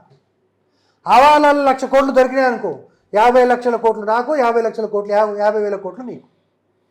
అదేవిధంగా ఈ రాష్ట్రములో కేవలము డబ్బుల వ్యవహారమే కాదు, అనేక రకాలైనటువంటి ఈ మత్తు పదార్థాలకు సంబంధించిన విషయాలు కావచ్చు, అదేవిధంగా మనీ లాండరింగ్ సంబంధించిన విషయాలు కావచ్చు, డ్రగ్స్ గంజాయికి సంబంధించిన విషయాలు కావచ్చు, వీటి లోపల పెద్ద ఎత్తున మనం వింటాం. పోలీసు వాళ్ళకి అప్పుడప్పుడు ఎక్కడన్నా 10 లక్షలు దొరికితే 5 లక్షలు చూపించి 5 లక్షలు చూపించలేదు అంటారు.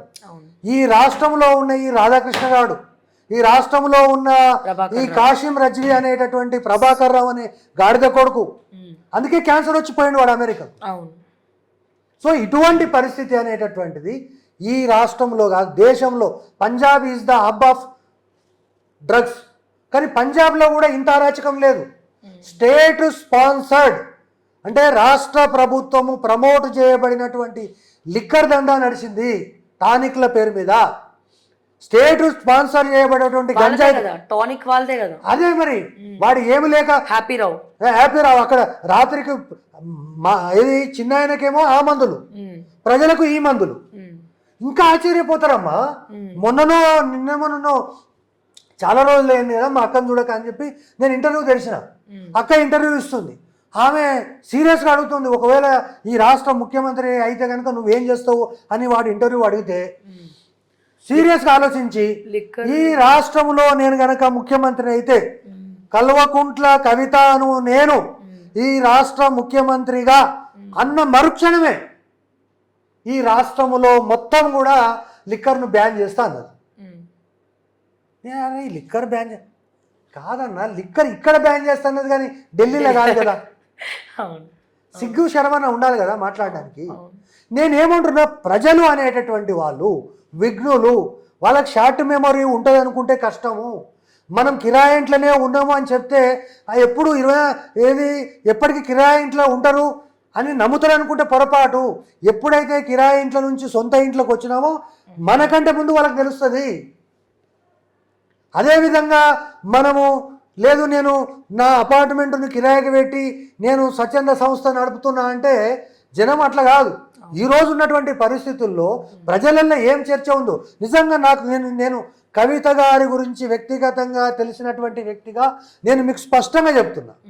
ఆమె బిజినెస్లు చేసి ఉండొచ్చు, తర్వాత చేయకూడని బిజినెస్లు చేసి ఉండొచ్చు, లేకపోతే సరే సెటిల్మెంట్లు కూడా చేసి ఉండొచ్చు, నేను దాన్ని కూడా యాక్సెప్ట్ చేస్తాను. కానీ ఈ రాష్ట్రంలో ఉన్న తెలంగాణ ప్రజలలో అమీర్పేటకు పోయిందంటే ఏదన్నా గోల్డ్ షాప్లకు పోతే నచ్చింది తీసుకొని ఇంటికి వెళ్ళిపోతుంది, పైసలు ఇయ్యదు అనేటటువంటి ఇంత చండాలమైనటువంటి ప్రచారం కూడా ఆమె మీద ఈరోజు జరుగుతున్నది. నేను దాన్ని యాక్సెప్ట్ చేయను, నేను యాక్సెప్ట్ చేయను. ఆమె అటువంటి నేచర్ కాదు.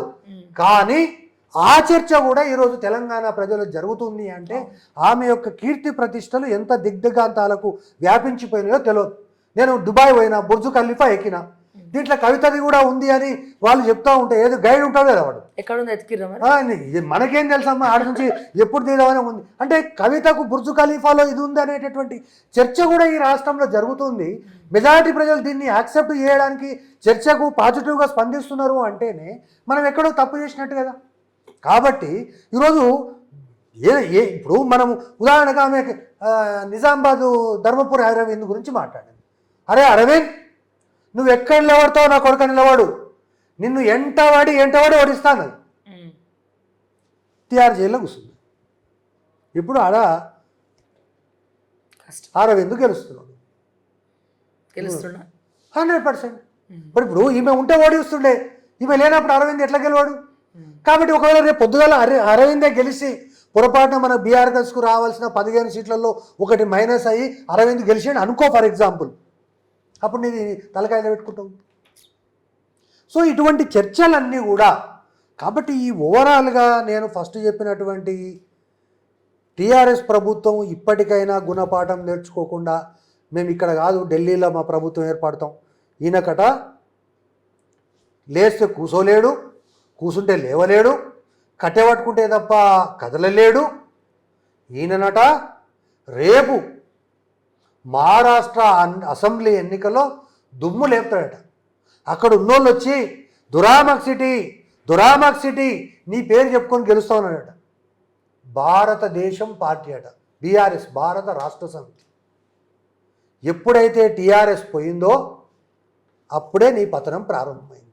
నేను ఇప్పటికైనా ఈ యొక్క కుటుంబానికి చెప్పేటటువంటిది ఏంటంటే ఈ 9.5 సంవత్సరాల ఈ నరకము ఏదైతే మీరు తెలంగాణ ప్రజలకు చూపించిండ్రో ఆ నరకానికి మీకు మీ కుటుంబానికి కృతజ్ఞతలు. దయచేసి తెలంగాణ పాలిటిక్స్ను వదిలిపెట్టి, ఒక అమ్మాయి అయితే ఢిల్లీలో ఉంది, ఇక యువరాజు మరి ఇప్పుడు ఎక్కడ ఉంటుండే మన ఐడియా ఉందమ్మా? ఐడియా మొన్నటి వరకు అయితే సిరిసిల్లలో వాకింగ్ అది చేసుకున్నాడు లోక్సభ. ఈ మధ్య నిన్న మొన్న మాకు నోటీసులు పంపించింది తెలుసా, నిన్న 2 days అయితే లీగల్ నోటీసులు బీఆర్ఎస్ అప్పుడు ప్రగతి భవన్ లో ఉంటుండే కదా ముందు బిల్డింగ్ లా, ఇప్పుడు ఉంటాడు లేకపోతే బంజారా హిల్స్ లో ఉంటాడు. అదే జన్వాడలో ఉంటున్నాడా లేకపోతే మరి ఇప్పుడు జన్వాడ అది 111 అంటుండే మరి పొద్దుగాల లేచి. ఇప్పుడు అప్పుడేమో రేవంత్ రెడ్డిని రానియలేదు, వస్తే ఏదో జైల్లో పెట్టారు. ఇప్పుడు ఈయన ముఖ్యమంత్రి కాబట్టి బాజాబ్తో పోలీసు వాళ్ళని తీసుకుపోయి ఇది ఏం కట్టినవరా పోయి 111 కట్టడానికి లేదంటే అప్పుడు రాత్రికి పరిస్థితి మరి ఎందుకో జన్వాడ ఫామ్ హౌస్ ఎక్స్క్లూజివ్ గా నేను జన్వాడ ఫామ్ హౌస్ కి పోయి చూపించిన మొన్న 1 month అవుతుంది. సో జర మా మీద బాగా పికల దాకా కోపం పెట్టుకున్నట్టు. మరి అది సీఎంఓ దృష్టికి పోయిందా లేదా తెలియదు కానీ వాళ్ళైతే ఇంకా మరి రంగం సిద్ధం చేసుకోలేదు. ఇప్పుడు ఒకటి ఏంటమ్మా అంటే ఇప్పుడు ఆయనకు చదువుకున్నాడు కానీ తెలివితేటలు లేవు. అంటే ఒకసారి నాకు అనిపిస్తుంది ఏంటంటే మూర్ఖ రాజాకు సంబంధించినటువంటి అనేక అవశేషాలు కేటీఆర్ దగ్గర ఉన్నాయేమని నేను అనుకుంటున్నాను. జన్వాడ ఫామ్ హౌస్ గురించి మాట్లాడితే అది నాకు కానే కాదు, ఏముందో నాకు తెలియదు, అసలు ఆ జన్వాడ ఫామ్ హౌస్ నాకు సంబంధం లేదన్నాడు. నిన్నటికి నిన్న ఈ రాష్ట్రములో ప్రతి ఒక్క చిన్న పిల్లవాడు కూడా కోడై కూస్తున్నాడు. ఫోన్ ట్యాపింగ్ ద్వారా కుటుంబాలను కూల్చేసిండ్రు.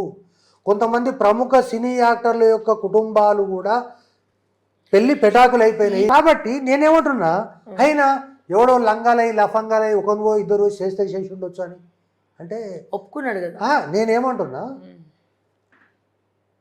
ఫోన్లు లంగలై లఫంగాలై ట్రాప్ చేస్తారా? ఫోన్ ట్రాప్ చేయాల్సింది ఏంటంటే ఈ దేశ భద్రతకు సంబంధించి. కాబట్టి ఈరోజు నువ్వు మాట్లాడేటటువంటి భాష కానీ మీ అయ్య మాట్లాడే భాష కానీ ఇంకా మీ కండ కావురం ఇంకా కూడా తగ్గలేదనేటటువంటిది, మీ కండ కావురం 2 తగ్గలేదని తెలంగాణ ప్రజలు ఇప్పటికీ కూడా భావిస్తున్నారు. కాబట్టి ఇప్పటికైనా మీరు ఆకాశంలో కాకుండా భూమి మీద నడవండి, సామాన్య ప్రజలతోటి మమేకం కండి.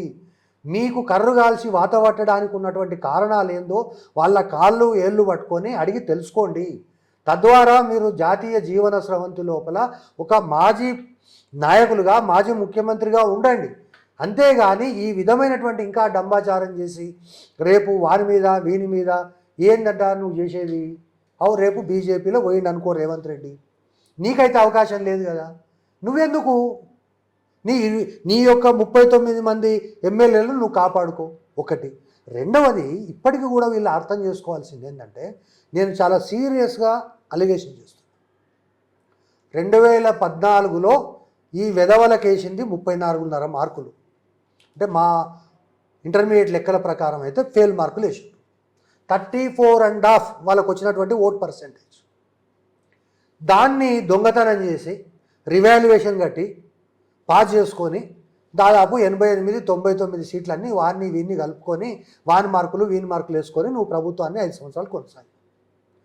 సెకండ్ టైం 2019లో ఎన్నికలు జరిగింది. నేను ఈరోజు గుండె మీద చేసుకొని, నీవు నీ అయ్యా ఇద్దరు గుండె మీద చేసుకొని ఆలోచించు. 2019లో మిమ్మల్ని గెలిపించింది పోలీసులు తప్ప మీరు కాదు. నేను స్పష్టంగా చెప్తున్నా, 14.5 లక్షల ఓట్లు తొలగించి పోలీసులను నియమించి రజత్ కుమార్ అనేటటువంటి ఒక గాడిద కొడుకుని ఎన్నికల కమిషన్ పెట్టుకొని వాళ్ళని కళ్ళకు గంతలు కట్టి మీరు గెలిచిండ్రు. అసెంబ్లీ ఎన్నికల తర్వాత గత పార్లమెంట్ ఎన్నికల లోపల 14.5 లక్షల ఓట్లు కేంద్ర ప్రభుత్వము ఎలక్షన్ కమిషన్ మళ్ళా చేర్పించింది అంటేనే మీరు ఏ విధమైనటువంటి పద్ధతుల్లో గెలిచింది అనేటటువంటిది. కాబట్టి తెలంగాణ ప్రజలు ఎప్పుడు కూడా మిమ్మల్ని ఆదరించలేదు. ఒకసారి మీరు చేసినటువంటి తొండికి 34.5 ఓట్లతో గెలిచిండ్రు. సెకండ్ టైము మీరు బోగస్ ఎన్నికల ద్వారా గెలిచిండ్రు. తెలంగాణ ప్రజలు తెలివికొచ్చిండ్రు. పోలీసోళ్ళు కూడా 2019లో మేము చేసినటువంటి పాపాన్ని ప్రాయచిత్తం చేసుకుందాం అనేటటువంటి పద్ధతుల్లో అప్పుడు 2019లో ఎంతైతే పాపాలైతే చేసిండ్రో అంతకంటే డబుల్ రెట్టించిన ఉత్సాహంతో ఈ కాంగ్రెస్ ప్రభుత్వాన్ని అధికారంలోకి తీసుకురావడానికి పోలీసులు కూడా శాయశక్తుల ప్రయత్నించిననే విషయం మీకు అర్థమైందో లేదా కానీ తెలంగాణ ప్రజలుగా నాకైతే స్పష్టంగా అర్థమైంది. ఇప్పటికైనా ఈ పొంకనాలు మానేసి ప్రజల యొక్క నిజమైనటువంటి సమస్యలు తెలుసుకొని ఆర్టిఫిషియల్గా ఎలక్ట్రిసిటీ డిపార్ట్మెంట్ వాళ్ళకు 2 రూపాయలు ఇచ్చి కరెంటు తీపిచ్చేసి అది ఫోటో పెట్టి నమస్తే తెలంగాణలో ఏ పేపర్లో వేసుకొని వెనకటికి ధర్మగంట కొట్టిండ్రు రెవెన్యూలో. ఏమైందిరా మీ ధర్మగంట? ఇప్పుడు ధర్మగంట కొడితే మీరు ఏడుంటారు? రెవెన్యూ డిపార్ట్మెంట్ కనుక కేసీఆర్ కుటుంబం యొక్క కేసీఆర్ బంధువుల యొక్క పొలాలు ఎక్కడున్నాయి, భూములు ఎక్కడున్నాయి, బినామీల పేర్లు ఎక్కడున్నాయి అని కనుక రెవెన్యూ డిపార్ట్మెంట్ గంట కొడితే వీడు తిహార్ జైలు కాదు. నేను అనుకుంటా ఈ దేశంలో కూడా వీళ్ళ నుంచితే ప్రమాదం అని చెప్పి అంతర్జాతీయ జైల్లో ఉంచాల్సినటువంటి క్రిమినల్స్ ఈ కల్వకుంట్ల కుటుంబం. కాబట్టి ఇప్పటికైనా ఇటువంటి దగుల్బాజీ మాటలు చెప్పి తెలంగాణ ప్రజలను మోసం చేసేటటువంటి ప్రయత్నం చేయొద్దు. మీరు తెలంగాణ ప్రజలకు మీకున్నటువంటి రుణం అనేటటువంటిది తీరిపోయింది. ప్రశాంతంగా మీ యొక్క జీవనం మీరు గడపండి. తెలంగాణ ప్రజలు వాళ్ళకి కావాల్సినటువంటి ప్రభుత్వాన్ని వాళ్ళు తెచ్చుకుంటారు. ప్రశాంతంగా రేవంత్ రెడ్డి గారి నాయకత్వంలో నాకున్నటువంటి కనీస పరిజ్ఞానం ప్రకారం ఇంకో 10 సంవత్సరాలు ఈ యొక్క కాంగ్రెస్ ప్రభుత్వం కొనసాగుతుంది. లేకపోతే ప్రత్యామ్నాయంగా ఈయన చేయకపోతే ఇంకో ప్రభుత్వం వస్తుంది. But BRS will never come in to the power. విన్నారు కదా. సో చాలా రోజుల తర్వాత లోక్సభ ఎన్నికల గురించి ముఖ్యంగా బీఆర్ఎస్ అండ్ అలాగే కల్వకుంట్ల ఫ్యామిలీ గురించి మాట్లాడడం జరుగుతోంది. ప్రభుత్వం పడిపోయే ప్రసక్తే లేదు.